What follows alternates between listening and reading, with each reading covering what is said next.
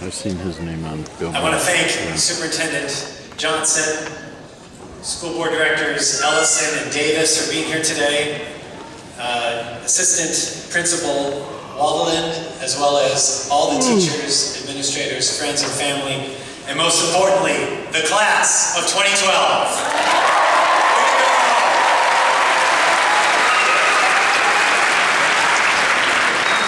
Today marks the culmination of your hard work.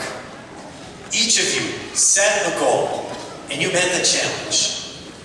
You endured external pressures that were beyond your control, and you plowed through obstacles, including personal challenges. You are survivors, and that makes you stronger. Congratulations, Tigers!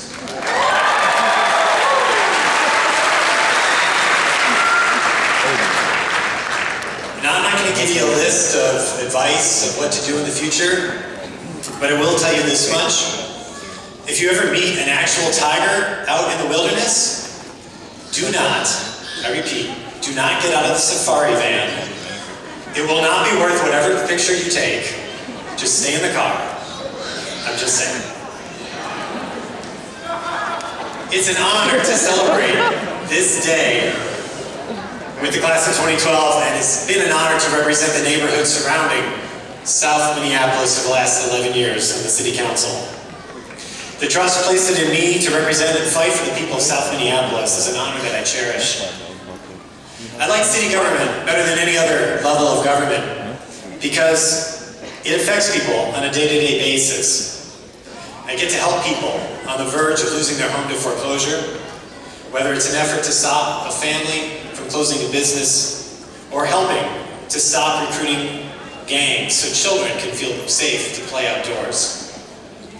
I deeply value representational government, and so I aim to represent and listen to everybody, whether they voted for me or the other guy, whether they were eligible to vote, or whether or not they were old enough to vote. 27% of my constituents are under the age of 18. And I don't think that you need to have children to be able to represent a young person's needs. You just have to remember what it was like to be one. Because my own childhood was an act of survival, I remember it all too well. At school, I was beat up and bullied. At home, my parents resented me, their gay son. My survival methods included long-distance running, escaping in books and music, and some amazing guidance and encouragement of teachers to keep me sane. If you had a teacher who inspired you, who helped you, who gave you personal support, I want you to raise your hand.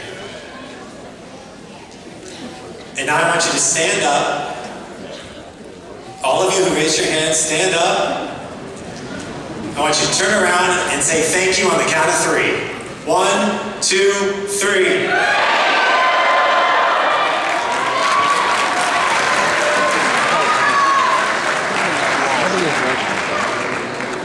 20 years ago, or more, I sat where you sat, and then a month after graduation, I sued my high school. How's that for thanks? The teachers who inspired me included a drama teacher who helped me find my voice, an English teacher who exposed me to new ideas, and my art teacher who provided a sanctuary where I could hang out after school as long as I wanted. My high school was a lot like South High, architecturally speaking. It didn't have any windows and it had lots of cinder block. So we had a tradition every year of a senior mural. And my design was chosen, approved by the administrators, and I chose the most challenging location, a 2-story stairwell. Scaffolding was built, and I painted for 4 months a mural dedicated to the hip-hop artist Keith Haring, one of the first graffiti artists in New York City in the 80s.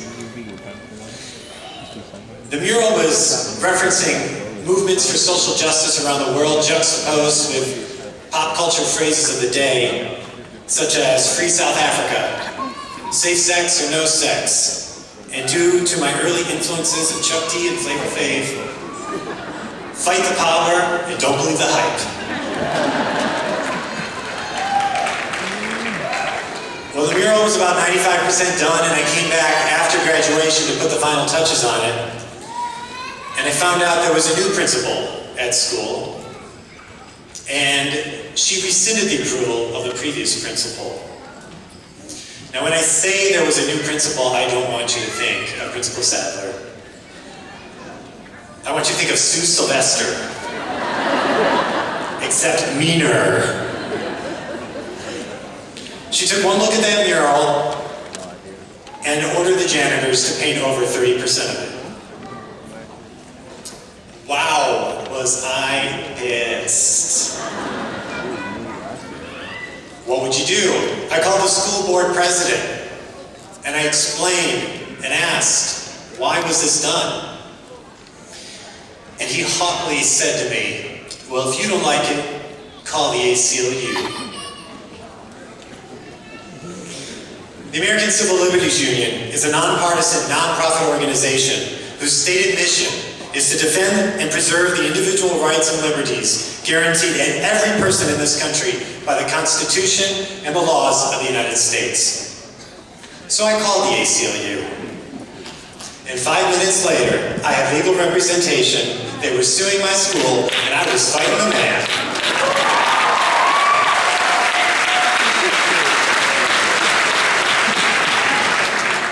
Students wore buttons in the hallways that said, "Save the mural." I found myself doing TV interviews, front page newspaper coverage. I wanted to win. I couldn't wait to win. President Obama called it winning the future in his State of the Union address this year. Or as Charlie Sheen simplified it, winning. If you go to whitehouse.gov/winning the future, you'll see the president outline his challenges that will face each of you as you graduate. Quote, to win the future, we have to out-innovate, out-educate, and out-build the rest of the world, tapping the creativity and imagination of our people. We have to take responsibility for our deficit, and by investing in what makes America stronger and cutting what doesn't. And we have to reform our government so it's smarter, leaner, and better, and able to take on the challenges of the 21st century. You graduate today with a Europe that is in the throes of fiscal crisis, an American electorate that seemingly is more divided with each election. And as your teachers have warned you plenty, China will surpass the USA and become the world's largest superpower during your lifetime. Life is not about winning. To state that America must win the future is to imply that there are losers. And that losing life is just an accepted inevitability. There's nothing more that I hate than accepted inevitabilities. The things that people say are always going to happen, so there's nothing you can do about it. Like, if you grow up with poor parents, then you will always live in poverty. I don't accept that. Or that if you live in the city, you must accept that gangs will always recruit children. I don't accept that either. Or that if your child is born with a disability, then you must water down the dreams and hopes for your child and for their own happiness. I don't accept that at all. My case went all the way to the state Supreme Court. And I lost. Because high school students don't have the right to free speech. A conservative Supreme Court decision in 1987 stripped high school students of their right to First Amendment. It overturned a liberal court decision in 1967 after the Vietnam War. Ain't that some shame? What I was fighting for then, as a scared 18-year-old high school student, is the same thing that I fight for today, every day. A right to be heard, a right to fight for change wherever there is injustice, and a right for all people to survive. At the time, I had no idea what I was getting myself into, or the political direction that life would take me. I just knew that I needed to stand up for myself, because if I didn't, nobody else would.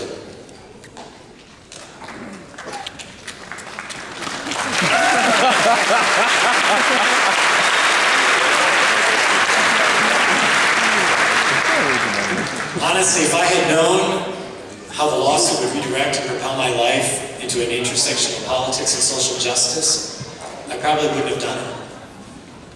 As Marianne Williamson once said, our deepest fear is not that we are inadequate. Our deepest fear is that we are powerful beyond measure. It is our light, not our darkness, that most frightens us. We ask ourselves, who am I to be brilliant, to be gorgeous, to be talented, to be fabulous? Actually, who are you all not to be?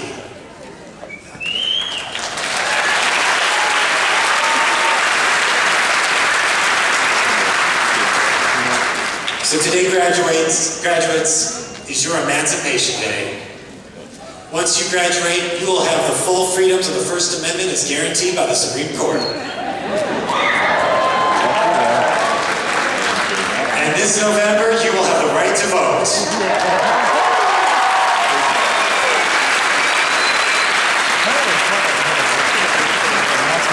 Life is not about winning. It's not about creating winners or losers. Life is about living and using your voice and using your vote. Stay Tigers, stay strong, and long live the class of 2012.